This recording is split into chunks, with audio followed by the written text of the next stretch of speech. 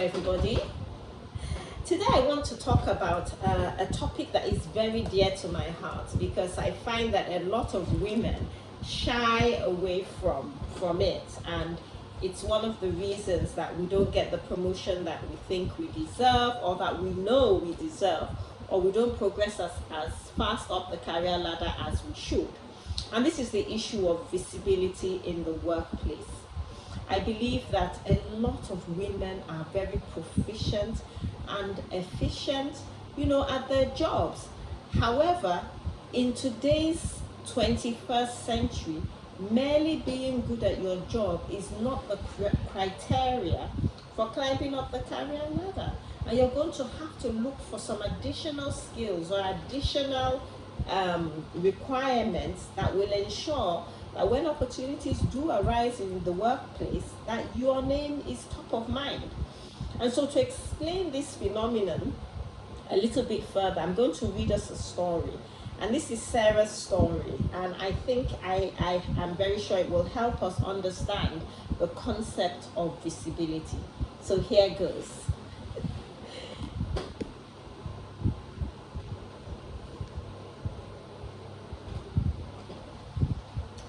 Sarah's story.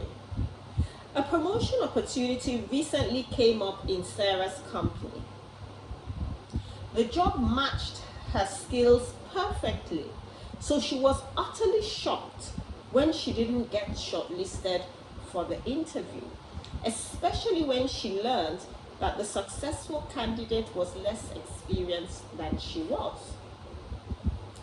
When Sarah asked her direct boss why she hadn't been considered for the role, he told her that he had indeed put her name forward. However, the selection panel told him that they didn't know who she was, and he was unable to convince them of her abilities and the fact that she was indeed a good fit for the role. Unfortunately, Sarah's story is one very familiar to all of us as women. And whether we are at the beginning or young level in our career, medium level, or indeed even older, managerial level in our organizations, we have all at some time in our careers come across a situation that helps us to better identify or understand Sarah's plight. The truth of the matter is, it doesn't matter how good you are at your job. It doesn't matter how many PhDs you have, whether you went to a stellar university and you came out with a first-class honors degree and all that. If key people within your organization don't know who you are, then it will be harder for you to climb up the career ladder. It's as simple as that.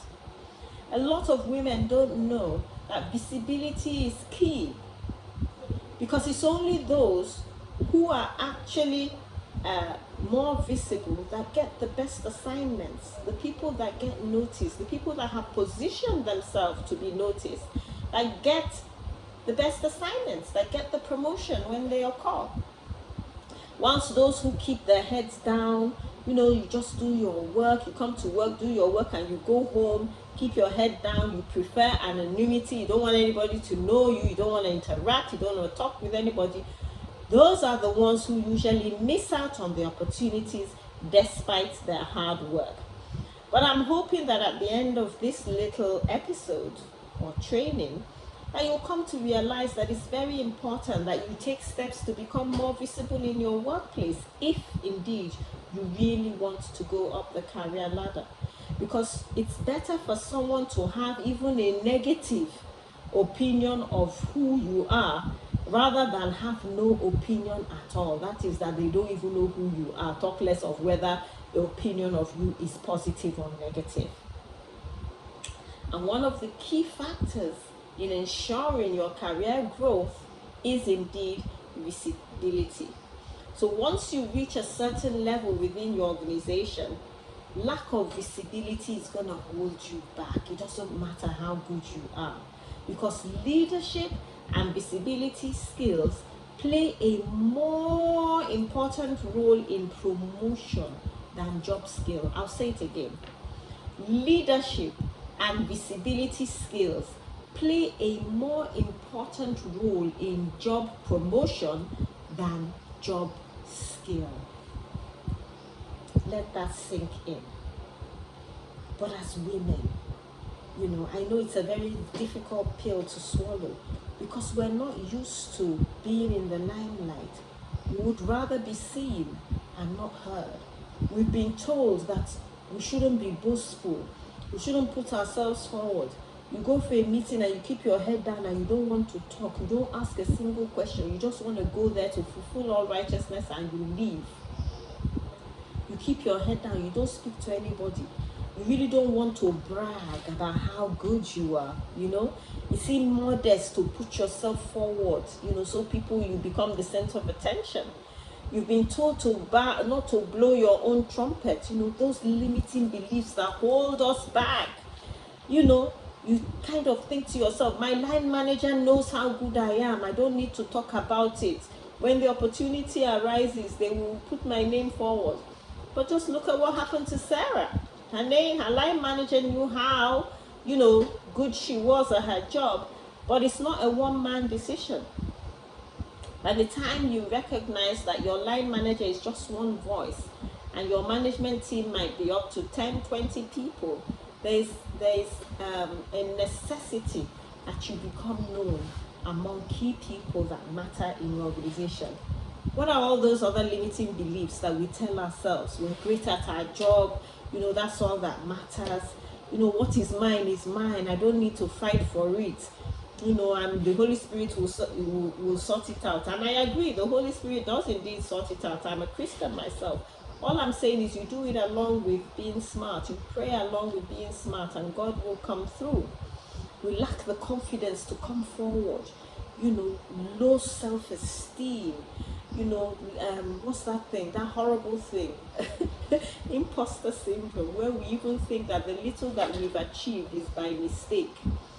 We don't believe that the little progress that we've made is by our hard work and our efficiency, that we're, that good. We keep looking down on ourselves, speaking down on ourselves, not realizing that, it's our own efforts, along with a little dose of luck perhaps, that has brought us to where we are. So, when we've dealt with all those limiting beliefs and the imposter syndrome that goes with it, let's look at what the impact of visibility in the workplace, what it leads to. More opportunities, that's the truth. I like to say that visibility in the workplace creates a loop. The more visible you are, the more opportunities will come your way. The more opportunities that come your way, the more visibility you have. And the loop goes on and on and on.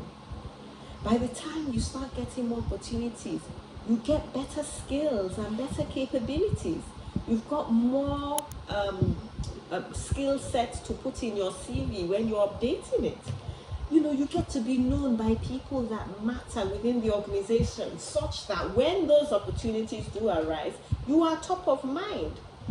You're able to display your value to the organization when you are visible. When the right people know who you are and what you can do, the opportunities are limitless. You're able to demonstrate that you are indeed a valuable member of the organization, and promotion will be guaranteed. Sometimes when you're visible, you also can benefit your boss, because if you're under a certain line manager, the fact that they have a staff tells well on your boss too, and it benefits your team.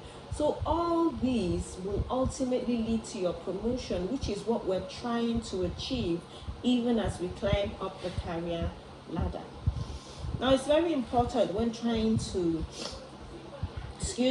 become more visible in the workplace, that you create a personal brand for which you will be known.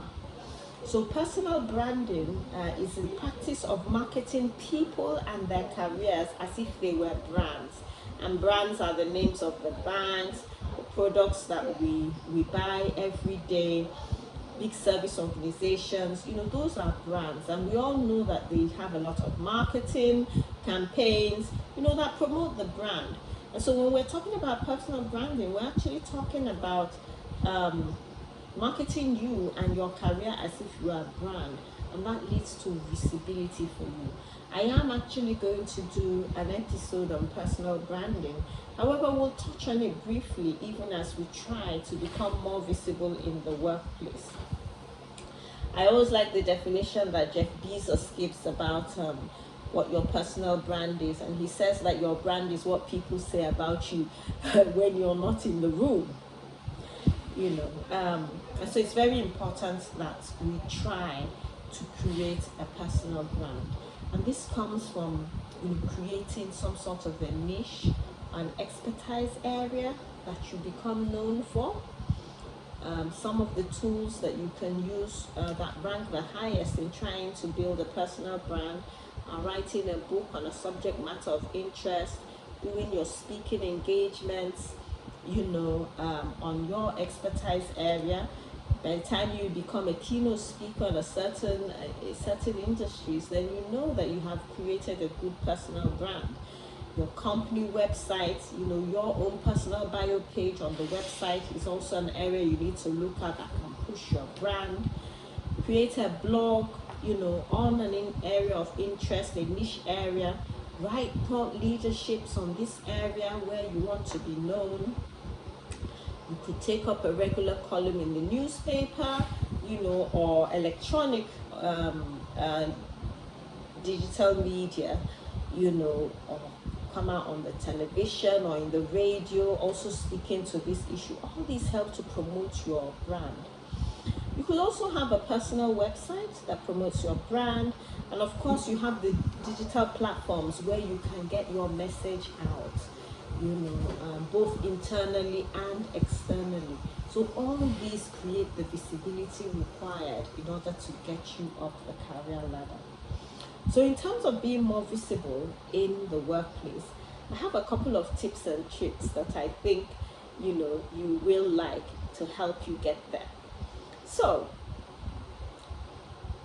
tip number 1, you have to learn to network and connect with people both internally in your organization and externally.